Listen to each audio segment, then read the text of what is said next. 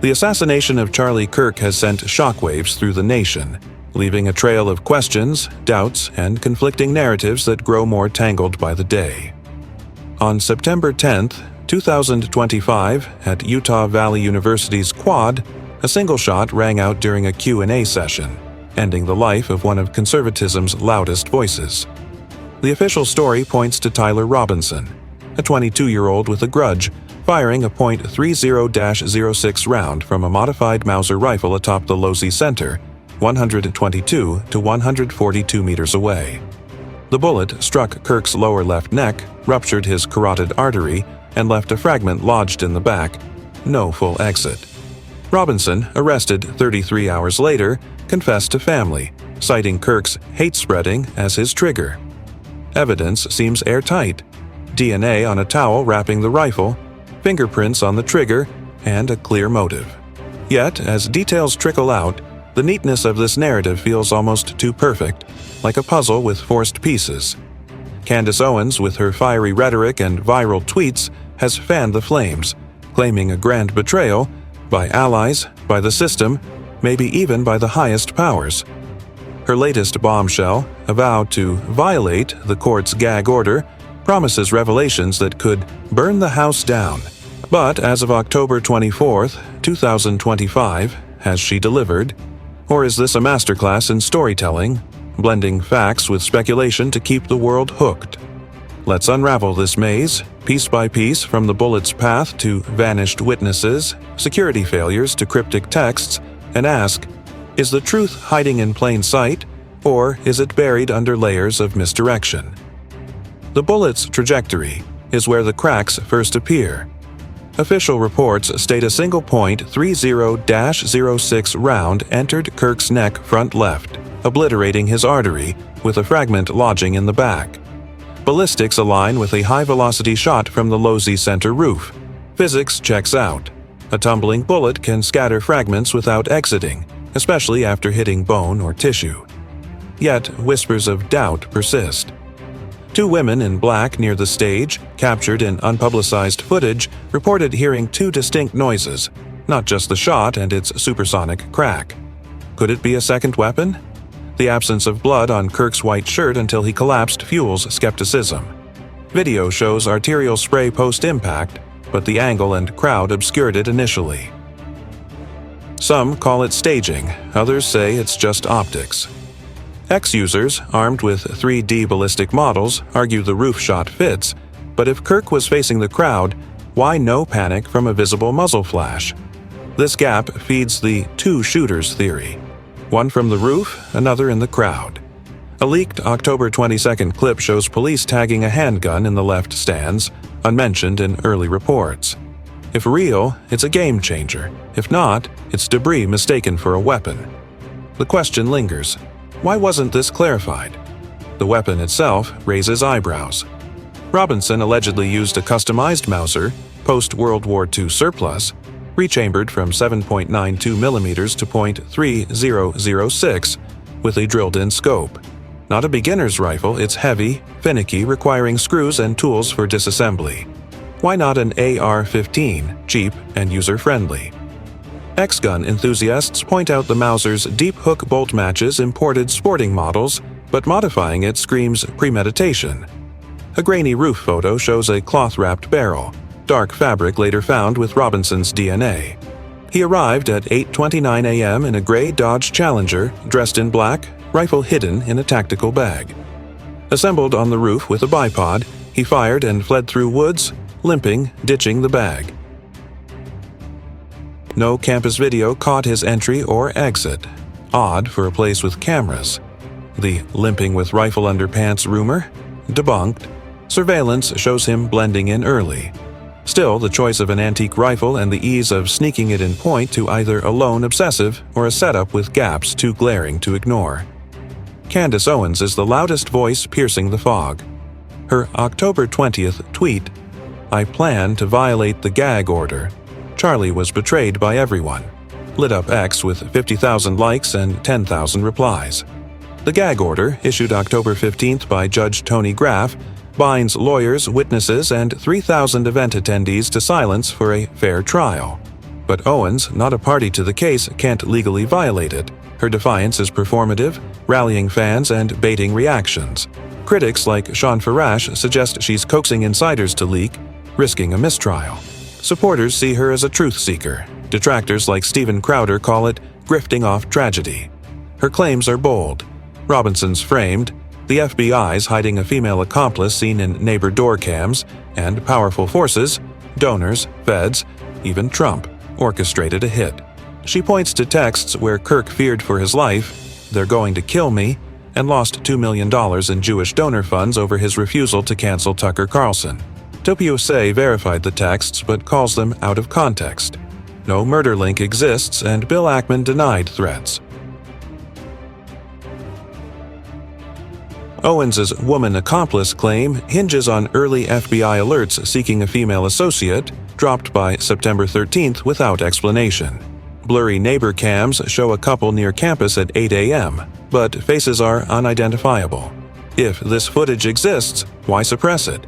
If not, why did the FBI chase it initially? The security lapses are impossible to dismiss. NewsNation's October 23rd report stunned viewers. The Losey Center roof was accessible via simple railing jump, no ladders needed. 6 officers for a 3,000-person crowd, no drones, grounded by campus policy, and sparse cameras left blind spots. TPUSA's stage cams were handed to their tech 9 minutes post-shot, raising chain of custody questions, though later corrected. The site was paved over the next day, erasing evidence or routine cleanup.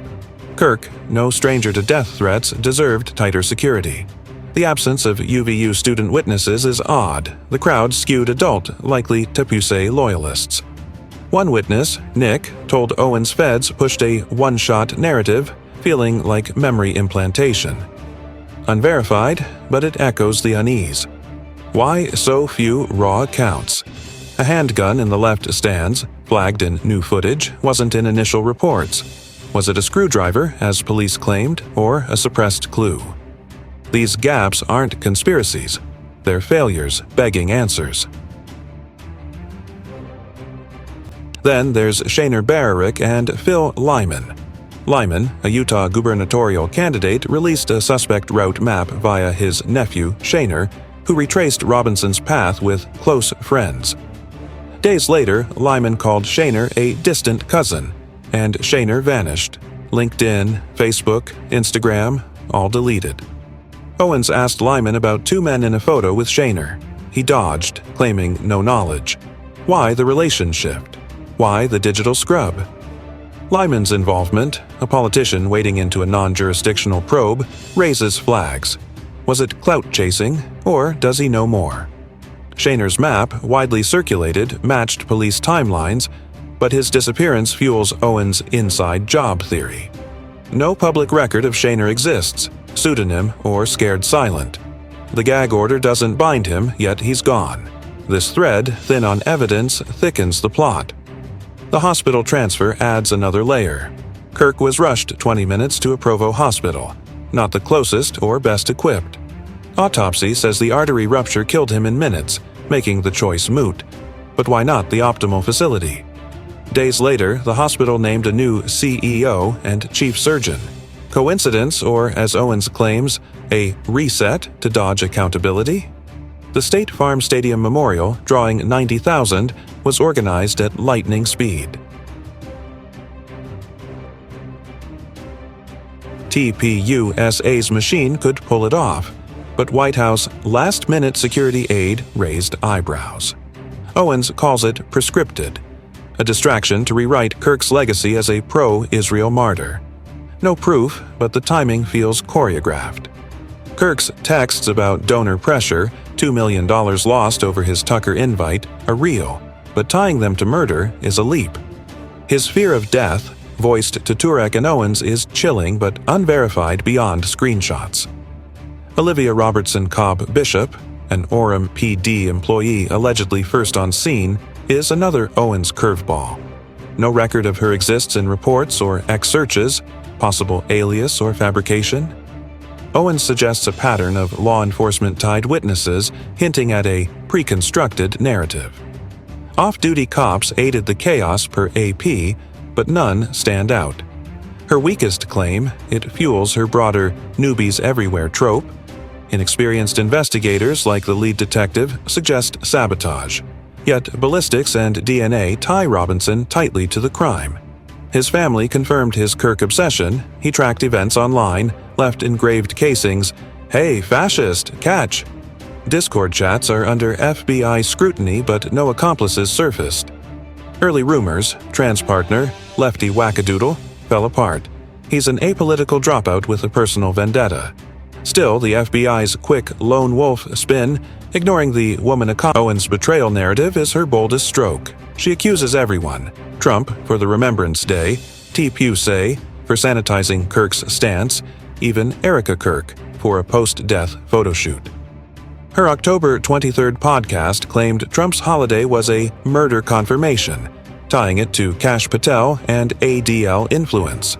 MAGA figures like Loomer and Kirk's pastor slammed her as unhinged. The Israel angle, donors pressuring Kirk over his nuanced stance, has traction but no murder link. Robinson's confession, prints, and motive hold firm, yet gaps persist. Withheld footage, inconsistent witness accounts, 2 shots versus 1, and a handgun in the crowd. The internet's a mirror maze. AI-tampered images, like a viral staircase photo of Robinson, blur reality. Metadata suggests editing. A towel and screwdriver on the roof don't add up. Was it negligence or design? The public's split. Some swallow headlines whole, others, like you, demand every angle probed. Owens thrives in this chaos, weaving facts, verified texts, security failures, with speculation. Feds framing Trump's complicity. Ex-sleuths amplify blurry cams and ballistic webs, but mainstream media's silence, dismissing unverified footage, fuels distrust. A local journalist's suspended account after hinting at a second seized object screams cover-up to some. You're right, dismissing Owens as a quack is lazy when evidence isn't ironclad. Unlike Alex Jones, she's not ignoring facts but stretching them. The roof access, the handgun, the dropped woman lead. These aren't conspiracies. They're loose ends. Yet her everyone betrayed claim, implicating Trump and TPUSA, lacks receipts. The truth, as you said, isn't in extremes. It's in the gaps. Why pave the site? Why no student witnesses? Why the FBI's pivot? If Owens delivers tomorrow on rush hour, it could shift everything.